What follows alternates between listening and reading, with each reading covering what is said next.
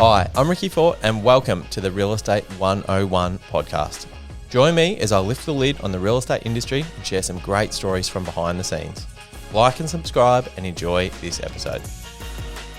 So welcome. Without further ado, Ricky Fort, Greg McDonald from Geelong Real Estate Co. Podcast 101. Welcome, Greg McDonald. Thank you. So, mate, I like that you come on. I didn't want to tell you too much about it because I didn't want you to overthink it. I just think you've got a great story and something that a lot of people will resonate with. So, mate, you know roughly what I'm going to ask. So we'll get straight into it. Tell us a bit about your background. The first few questions I ask are, tell us about your background. Did you come from an entrepreneurial family? Just tell us a bit about. Go way back. Okay. Well, I don't know how interesting or otherwise this is going to be for you, but I'll give you a shot. Or I'll give it a shot. Give it a shot. I come from a background of one of five kids. I was born in South Geelong. We had a little miner's cottage there, which is a little 2-bedroom cottage with 5 kids. The old IXL wood stove and the lean-to kitchen bathroom on the back of the little house. As a kid, I still remember my mother. She would put bricks, she'd wrap them in newspaper, and she'd put the bricks in the oven. And of a night, those bricks would go in the end of our beds to keep us warm. So, that was the sort of a very poor family. At one stage, the kitchen caught fire, and that was the end of the house. Insurance didn't exist in those days, so they basically my parents walked away with nothing. We moved down to Torquay, and so we're talking the early 60s. So we moved down to Torquay where it was a cheaper place to be than Geelong. So we rented houses down there. So for the next decade, my family moved from rented house to rented house. My father was a truck driver. My mum was a housekeeper. And she obviously had to take on that job to help feed the 5 kids. So that's where we started. I grew up in Torquay. As all kids do, your background is of little significance. We had the beaches, we had the sunshine, we had opportunities. I started work probably when I was 12. I saw the opportunity with lawn mowing. All of these holiday houses all around you, and the grass is growing longer, and so you'd knock on the door and say, well, do you want your garden maintained whilst you're not here? So I started mowing lawns, etc., and I saved up for my first surfboard, which was fantastic. I said, "You beaut, I've got enough money now from mowing lawns to buy my surfboard." Until the mower conked out. So first entrepreneurial lesson, make sure you've got good tools. So instead of that surfboard, I had to reinvest. Yep. And later got the surfboard. So I grew up in Torquay,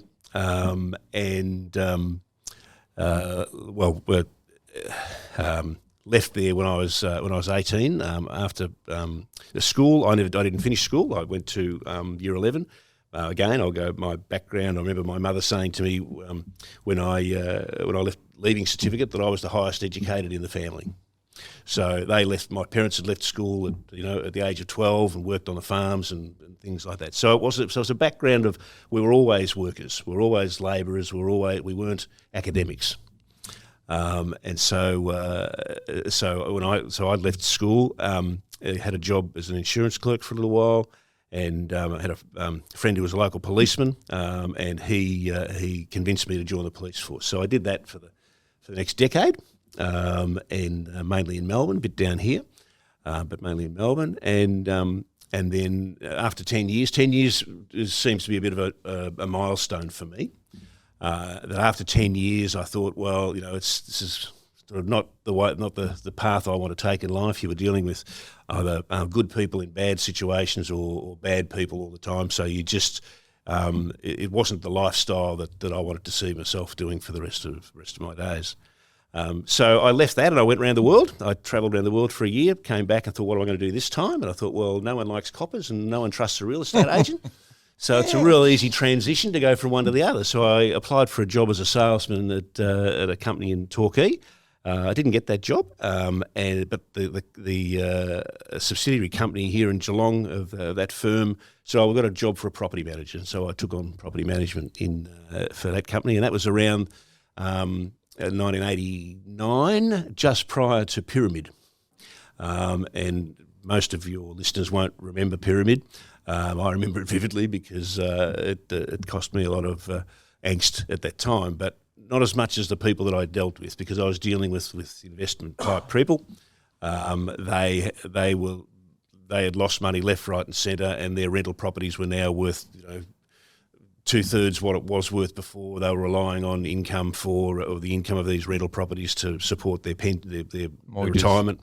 Well, no, it was more retirees. That was the damage that I saw of that time. Was the people who didn't have the opportunity to make it again. I lost a substantial amount at that time. I'd sold a house and put the money into Pyramid, and watched it sail away. Just quickly, I didn't intend to talk about this at all, really, but so tell people just really quickly, like 30 seconds or less, about Pyramid and why people lost money. So, as in, it was the deposit side of things. So it was people losing cash. It wasn't like a bank goes under and you got a mortgage and it doesn't really matter. This was a deposit business, essentially. Pyramid was a building society. When at the time, you may remember a saying, the recession that we had to have from our illustrious Prime Minister Paul Keating at the time. Australia fell into a recession, but we had gone through a stage of very rapid growth, and interest rates and inflation were running at like 18%. So you put your dollar in the bank and you got an 18 cents return on that, in theory, except it was too much. It wasn't sustainable, and Pyramid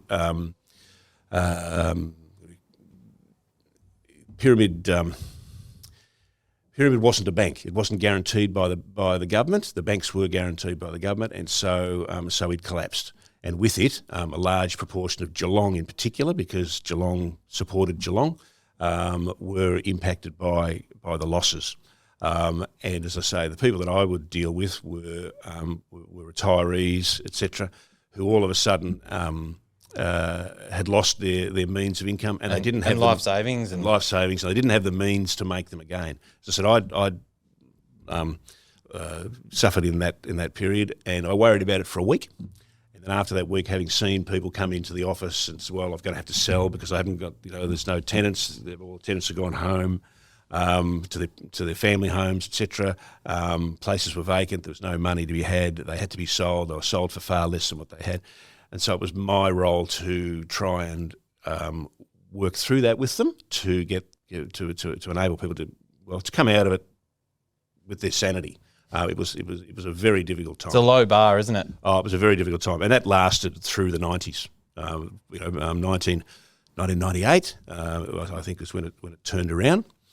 But it was a difficult time, and a lot of people saw a lot of suffering. It's now is probably the closest that I've seen to the suffering that's about to default or fall upon people.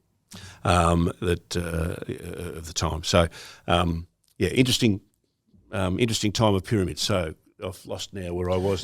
So obviously, you've entered the real estate industry as a property manager. Times are pretty average. That's right. So I ran a business for other people, which started with like 300 odd properties under management, and by the time, is that company still around? They've reinvented themselves.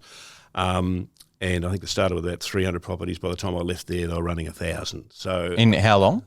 In the decade that I was 10 years. there. Yep. And tripled in 10 years. Well, it was a matter of I was making a lot of money for someone else, and it was time for me that 10 years had come. Am I going to sit here? Am I going to be doing this for the rest of my life? And by now, I was in my late 30s. So have that in mind too, of your stage of life as to when you take on things. Because I felt that I could do it myself and do it better, without having to be instructed by others the way they wanted to do it. So I went home to my wife, and at the time we had our first son in arms, and the second one on the way. And I went home to my wife and I said, well, dear, I think we can do this. We go back to living in rented houses in Torquay. We had purchased a house, and so that was our main asset. So a roof over your head, to me, has always been the most important thing. That house that we bought, I still live in. So we've been in that house for 33 years. So you can see it's not a matter of move around and do. For me, we had to have above all stability. So I went home to my wife and I said, well, I think I can do this, but I've got to use the house as security. Yep. I can't borrow money. We haven't got our means to borrow money any other way. You're looking after our 2 children or 1.5 children. I've got to make this work, but I'm not going to do it without your support. Blessing. Yeah. So I said, go away, think about it, because we could end up renting houses. If this is what transpires, if it doesn't succeed. So she went away, and to her credit, she did think about it. She weighed up all the pros and cons, as my wife does. She's a good woman. And she came back and she gave me a note which said, I love you, go for it. And that's where we started. Our business grew quite rapidly. What was the business called? Well, it was McDonald Real Estate. It's GJ McDonald. Shocking name. We were in Mirabel Street. It's only changed names recently. So what year was this? Sorry. Well, we started that in 89. So you started in 98. Did you take a lease to start up, or were you doing it from home, or how did it start? We started from commercial premises in Mirabel Street. From the same place? From the same place. Yep. Yeah, it's been there for the last 20 years. So with not a property to your name, you went and took a lease? That's right. Sales was not my thing. I lived and breathed and enjoyed property management and investment. It was something that at the time there was just absurdities in how things were done, and maybe it was part of the police background as well. But you also had people who did the wrong thing and just moved from one agent to the next, and no one checked on anybody. And so I started a database which basically said, well, if you owe me money, I could yell that out in the middle of Mirabel Street, and there's not a damn thing you can do about it if it's true. Which was at the time. Privacy laws have changed since, but that was what you could do. So you were able to sort of say, look, you want to rent a property office, but you haven't paid the rent of that XYZ real estate. You've walked out on your debts. You've left the place like a pigsty, and you want to rent something else. Until your debts are paid, we won't be renting to you. And so all of a sudden, Geelong's property market cleaned up. And we were looking at how we could improve the industry. It wasn't about me; it was about the industry and how we could improve it. And so today, the Real Estate Institute of Victoria has the Property Management Association. Well, I started that. Most agents use an organisation called what's it called now? For their database checks. I'll think of the name of the company at the moment. They're based out of Sydney now, but haven't you seen his moment? Yes, I am. They came down and we got that started. So the whole tenancy database thing around Australia was started by me and a couple of other property managers in Geelong. So tell us about the business journey. So obviously it's just you. So the business, and then you've thought, I'm going to give this a go. You've taken a lease. You've started. So we didn't have any properties to sell, and sales wasn't my thing. We did have a salesman who I had worked with previously, and he came on board in the early stages. And so our window, we had a window display with slogans like position, position, position. We'd have a picture of my house or our house in the window. Position your house for sale in this window. And so we had all these cliches in the window. So it looked as though we had a whole lot of listings when we actually had nothing. My favourite thing about you, and which makes you a great vendor and a pain in the ass as a vendor, is that you're really into marketing and you've lived it and you're very creative. So, so you started the business. You're trying to generate. What was the way that, well, I suppose you were kind of going down that path anyway, but getting people to call and starting your business from zero? Well, I'd been very fortunate. With the clientele that I had over that previous 10 years. I mean, we did all sorts of things. So a pyramid had caused a lot of damage, particularly to the Herne Hill area, where there are multiple blocks of little 3 blocks and 4 blocks of 1 and 2 bedroom flats and things like that, and they were all empty. They just the whole suburb was empty, and so you had to work out ways of doing things. And we did things. Adrian, a friend of ours, had a block of units in Fraser Street with about a dozen one-bedders there, and I think 3 or 4 of them had retirees in there, and forever you were getting turnover there from young people partying and causing a nuisance and things, and you had to stop it.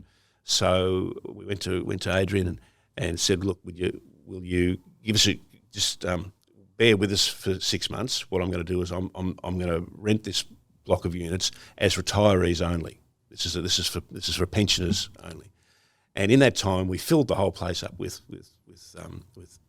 pensioners. And so what happened was, the next thing, one of the pensioners would come along and he'd say, well, there's a garden shed over there. Do you mind if I have the garden shed? I'll look after the gardens. And he loved doing the gardens, so we had to get rid of the gardener because the tenant was doing all the gardens. And another fellow, he was a bit of a handyman, so he used the shed and he'd fix all the loose hinges and the doorknobs and everything else. So we never had any maintenance on this block of units. And it became an enclave of safe. It was people felt comfortable there, etc. So it was a great initiative. The owner came to me, I think 12 months later, and he said, "Greg, I've got a bone to pick with you." And I said, "What's that?" He said, "Well, I've been to the accountant, and he's told me I've got no deductions." He said, "So I can't claim anything because all the tenants are doing all the work." And so we came up with novel ideas. So people like that, the clients that we'd had over the years. Another one I remember, we'd opened up and she walked in the door, and I really hadn't had a lot to do with them. I remember we'd had a problem, and the issue was our fault. And she came in and she wasn't happy about paying fees because it was something that was our fault. And so I acknowledged the fact that it was our fault, and I said, "Well, you don't have to pay that fee." And it took the wind out of her sails. She was ready for a fight. And she, okay, all right, well, they're not good then. Okay, that's fine. So that was years before, and we had a good working relationship over the following years. Well, she was one of the first people to walk in with a wad of keys and said, "Here, Greg, this will get you started. So here's a block of units or whatever, or multiple blocks of units." And got that cash flow happening there. I had real estate agents would ring me up and Greg, different to today. We were a much closer industry then, and over my years I would help other agents to set up their systems and things like that, because it wasn't about competing to me. It was about having better service, better standards. For everyone, not just for the landlords, but also for the tenants. We sacked landlords as much as we would sack a tenant. If a landlord wasn't prepared to meet the rules or our rules, then we weren't going to waste our time. We would spend 3 times as much hours in the day looking after that person who's difficult than looking after someone and giving good service to the rest. So you were better off to send that one away, and you'd usually send that to your worst competitor. Direct them where to go. So to speed up the journey, because we'll run out of time quickly, you and I can talk for hours, but so you started with nothing. Essentially, you built this rent roll over X amount of years. So we built the rent roll. We ended up with probably about 1,000 properties when we sold the over business. How many years? Over 10 years. Over that time, we had bought rent rolls, which was probably I wish I'd bought more and taken over more businesses. Probably I was comfortable with how our growth went naturally, so I didn't need to do those sorts of things. But then you want to move it on, so we ran the business for about 12 years, and again, here's that window again, that 10-year period. I've worked for someone else, worked police force 10 years, worked for someone else for 10 years. Worked for ourselves for 12 years, and it was time for a change again. So we sold the business, and that enabled us to. And along the way, we had bought property. You'd wanted to know about investing and buying property. We had a different mindset for buying property. We had elderly family. And so my mother, of course, who was the one with the bricks and things, that we wanted to make sure that she had somewhere close to us, as she aged. And so we bought our first investment property, little unit. I think it was the first one. You'll love the story. Our next one was a commercial property. We were at St John of God Hospital. I do love this story. We were at St John of God Hospital. My wife was having some tests. And we were just making conversation, looking out the window that this building across the road was up for sale with a Melbourne agent. And so I was sort of looking at it, and my wife said to me, "Well, why aren't you buying it?" So why would I want to buy that building? Look, they've used to rebuild car engines there, and there'd be grease and it'd be filthy. Why would I want to buy a grotty old building like that? And she said, "Look at it. We're on the 4th floor looking down at it. We're looking at the bay in front of us." She said, "Look at it. Look at the footprint of it's all there." She said, "That would make perfect, offices and things for us." Now, remember, a couple of years before that, of course, we were working for somebody else, and I was earning about $40,000 a year, which doesn't sound much today, but that would have been average wage. Yeah, pretty good. We're pretty average wage back then. But we're still only earning $40,000. My wife was looking after children. We didn't have a second income coming in. So she said, "Well, buy the building." So I'm a numbers man, so I'm doing my numbers of returns and all this sort of thing. So we go to the auction, and the auction was at the Crown Casino, Burgess Rawson's with the commercial agents, and it was there, and so the bidding started, and I think I had about $850 was where it sat for me for a yield and how to pay for it and all that sort of thing. And it very quickly went past $850, and I turned to my wife and said, "Well, that's it, that's all over." And she said, "No, buy it." And so it hits 900, and we're talking 2002, I suppose, something like 2002. And so it hits 900, and I said, I can't go any further. She said, "Buy it." So I threw in a final bid, and it was about 920 or something or other. Come in. Anyway, it had all gone silent, and we'd bought this place. So we've walked out of there, a short period. Sweaty earlier, palms. Sweaty palms. Shit. We were worried about, keeping a roof over our head, and all of a sudden I've spent $1 million. And back then $1 million astronomical money was a lot of money. And so the two of us walked out numb, that we'd bought this property. We still own that property today, and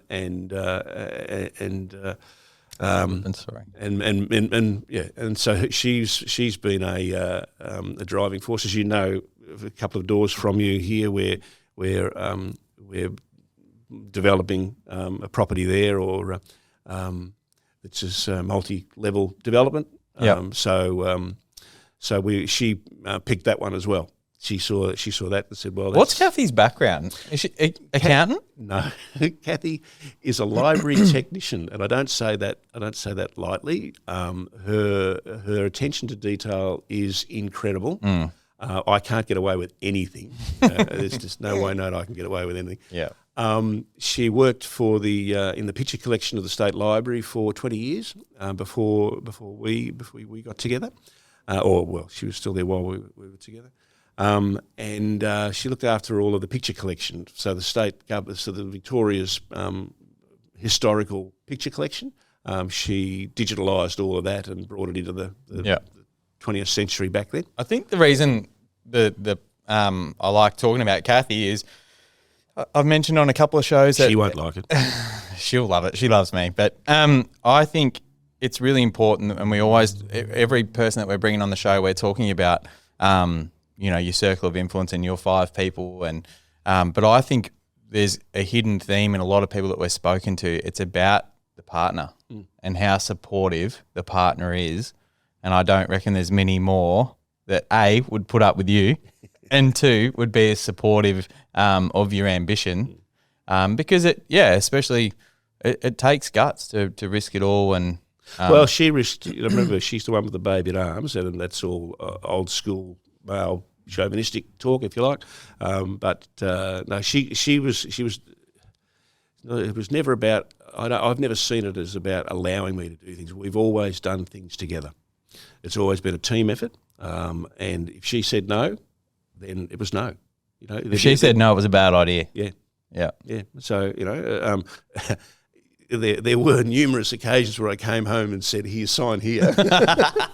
What have I bought now? But after a while, she trained you right and you knew what you're looking at. Yeah. All right, we've got to keep it going. So another thing, talk to me. This is someone wanting to buy a property. One of our partners. Yep. So we'll fast forward. Talk to me about the residential side of things. So obviously you grew up with nothing. Yeah, so... Hang on. Shush. You're the worst at this. You grew up with nothing. You started your own business, obviously managing people's rental properties for you. When was it that, because some of the advice that you've always given me is about your biggest regrets in life is that you should have bought more, and you've said that multiple times. So I know it's true. So tell us about when you started realizing, okay, shit, it's really important to build my personal wealth through property. I'm not talking about tell everyone how many you got. It's not about that, but it's about when did you realize it's important? Quite early. We'd started our business and it went quite successfally very early in the piece. So we'd be going to the accountant, and the accountant would be saying, well, pay 12 months rent up front, and go and pay your advertising bill up front. And I did that for a couple of years, and it just seemed to me this is an absurdity. Why am I paying other people a year in advance? This is an absurdity. And so I said to my accountant, well, why aren't I buying property? And the light bulb went on in his head, and that also made me realise that accountants are just bookkeepers. They're not. Some. I've got the world's best accountant. If you need one, Sage & Co. Ange Barini, she's your girl. Yeah, I've still got the same accountant. Yeah. But they. I know what you mean. They're not always as risk. They're more risk adverse than people in business are. And so we started reasonably early, but we did it for reasons. The commercial property for my mother, Kathy's family were getting older. We wanted something around the corner from us. We started moving into commercial property, and we had shops and things in Leopold and Highton and over the years we sold some of these things, and selling the real estate today. Now, if I look back at all of the things that we had a finger in, and we could have we'd have been borrowing a lot of money, but we could have kept a larger proportion of to what we do today. My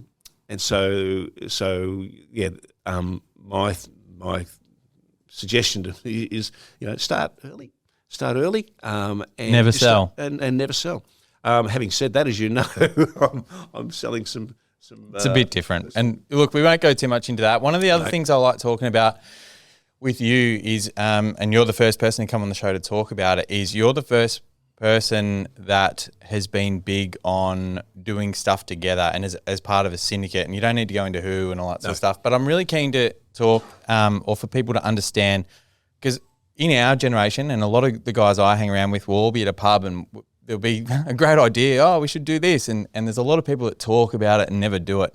So tell me about how you've been able to, whether it be just a syndicate of one or two or six or whatever, that you've been able to find like-minded people and do stuff together, and how beneficial that's been for everyone involved. Yeah, so after we sold the business, I still needed to be doing something. We were in a position by that stage where we didn't really have to work. Our investments would have and we still had kids at university or at school, and then later at university. But we were in a position where we felt comfortable. But life, I can't sit still, as you know. And so after a crack at local government,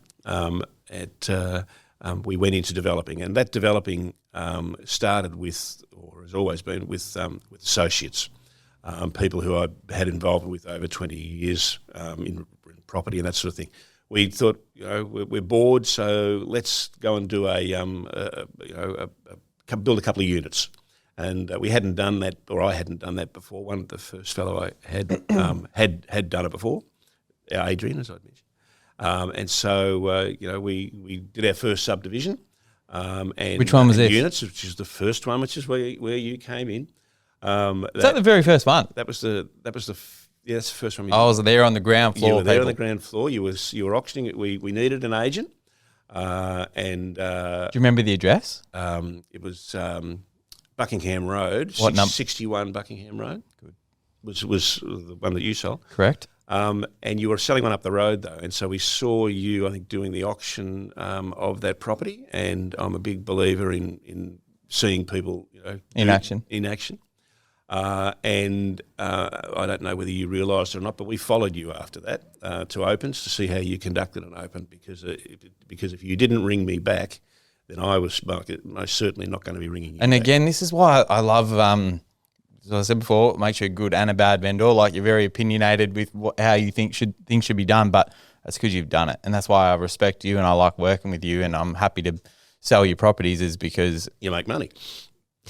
But I know that your expectations are realistic and they're in the best interest of the property. Some vendors just don't know why they need to ask what they need to ask. So yeah, I still remember it as well, because I was walking past, I was doing letterbox drops for a property that I was trying to, inviting people to the auction. And who was doing the cleaning, and who did you speak to? I was walking up the street, and there's this old guy bending down in the garden picking up like building debris from a project that had just been finished. And I was like, oh, what's going on here? And then obviously you introduced me to yourself, and it was a little project and it was Kathy down in the dirt with you and working together. And it's funny, that was in that... Her blue overalls? Yep, that was a transition actually from... I just resigned from Buxton. I was about to start at McGrath, and I was actually away in Vegas, actually, and you called me and I answered the phone by the pool, and you said, yeah, we're ready to go with this project. We want you to sell it. And I was like, shit. Like, there wasn't about an interview or anything like that, because you'd already done the interview. You already know what you were looking for. And we got into it, and it was successful. And I picked right, because what I also remember is that after we had done the deal, and you came around home to get the contract signed off on, we'd agreed on a sale price. You said, "Oh, I've got you an extra $5,000." And I said, "Hey, well, we agreed on it." Yeah, he said, "But it was there for the well, I won't say there for the taking, but you were able to elicit another $5,000. You knew you had the sale. You didn't need that $5,000. So that was clearly for us. That wasn't for you, because the commission for you was peanuts, $50. Yeah. So that was for the vendor. So that's why you've had everything since, because we know that you work for the vendor. You work for the buyer too, but because you have to have everyone's interest at heart. But at the end of the day, I'm the vendor. I'm paying your commission. You have to work for us, and that's what we find. You've done very well. 100%. So that's the first one, and then we built another. That was one partner, and then I had multiple partners. So we had a second partner, multiple business partners, and so we did another couple in Bailey Street in Grovedale. I can't remember, was Bailey Street before or after? Bailey Street. So that was another partner where that was a larger block. We did 6 there, and we had been delays for that one. What were the delays? It was materials, driveway or something like that. I think it was, but it took us longer. It might have been council. It took us longer to complete that than we had anticipated, and so you've always got holding costs for these things. So we wanted to get that moving on.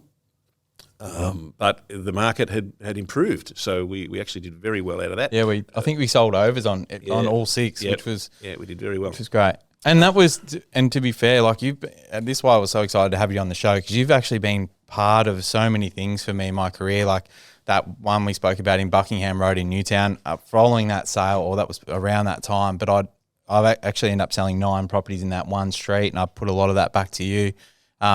When I sold that subdivision for you guys in Bailey Street, that was the first time I'd ever sold like a block of 6. So we've done some fun stuff together. It's been profitable. It has been. It's been fun. It has been. So I've done other little ones, of 2-lot subdivision, Autumn Street, and then now we have a major project which we've been working on for the last 6 years in Gordon Avenue, a few doors from you, where we've got approval for 8, 9-storey development on that site. So that's with a group of 6 partners. The model we use, and people, if you look,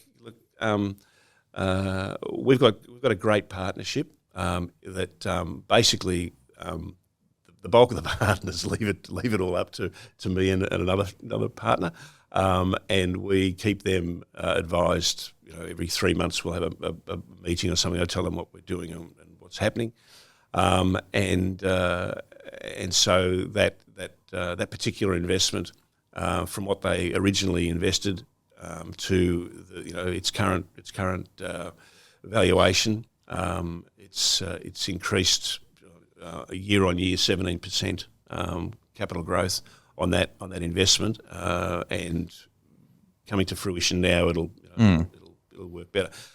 So we've had other projects down the coast now where we're doing 36 apartments and 10 shops and things like that. So we've got bigger and bigger, but the partnerships have been kept simple, and the simpleness of them is you come in at a dollar figure, so you've got to bring your cash. You can't.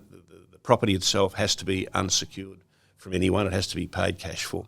So you come in with your cash, whether that's superannuation money or money from your business or wherever you've got it put away in the tin in the backyard, and we're all equal partners. Like me, I'm an equal partner in it, and there's whatever you get out of it is what I get out of it. So there is no extra bit in it for me. I didn't work that smartly as I probably could have, but I enjoy it that way because I've learnt a lot in major development, and the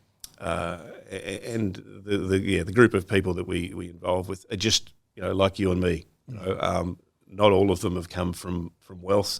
Some of them have come from immigrant backgrounds that have seen them move from one stage to another, with English and all sorts of things. So it's been enjoyable, that road, getting to this larger level now. But it's an awesome journey. It's still inspiring to watch from any angle. Mate, we're running out of time. I want to touch on one last thing before we go. I like to ask all the guests this. What's your biggest regret in real estate? What's one thing that you would have changed? Well, definitely I wouldn't have sold it. Never sell. Never sell.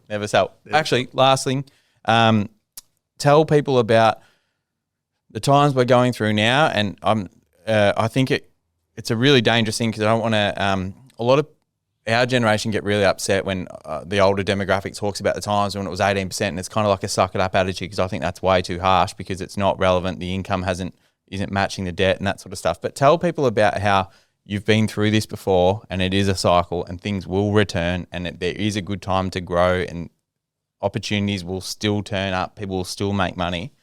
Kind of talk to people about what the future looks like. Obviously, it's going to be tough right now, but I want to focus on the positive.